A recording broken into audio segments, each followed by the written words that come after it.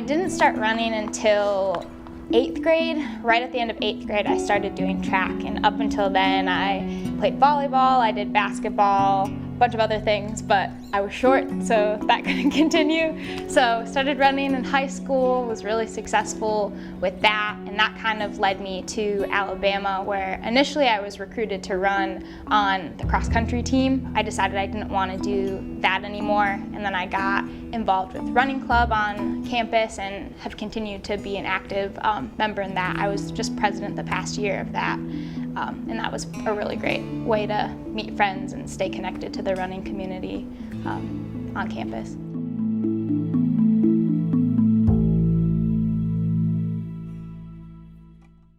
So the Almond Cancer Fund is the one who starts the 4K for Cancer program, and it originally started as a bike across the country, and that's kind of grown into 3 bike teams and 2 running teams, and they just added another running team that's going to go from San Francisco to Boston.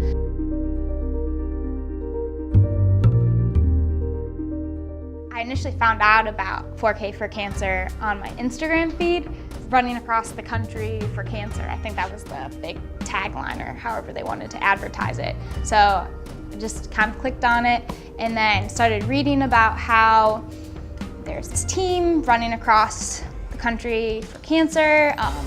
You get to meet a bunch of families and patients who are actually affected by it.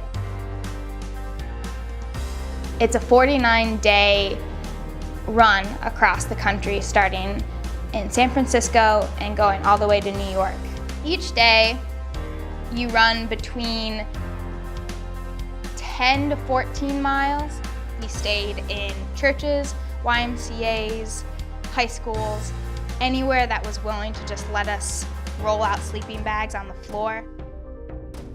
I would tell myself that somebody with cancer does not have the opportunity to just go and run and spend all of their time exploring the country and meeting all of these amazing people. Like, they're forced to stay at a hospital bed, get chemotherapy, undergo all of this really harsh treatment without having a choice.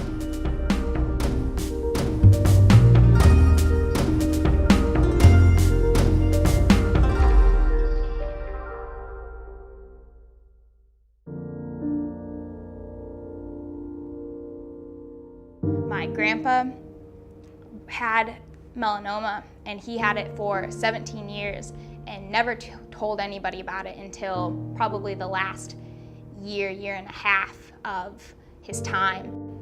He had always been a huge supporter of me and my running and just everything, just everybody in our family. He was always the first one to say congratulations, whatever the accomplishment was, and always came to birthday parties, or when I was a dancer in 2nd grade, he would come to those. So I guess doing the run was my way of kind of honoring him and his resilience through his treatment, because he was fighting it for 17 years. That's insane.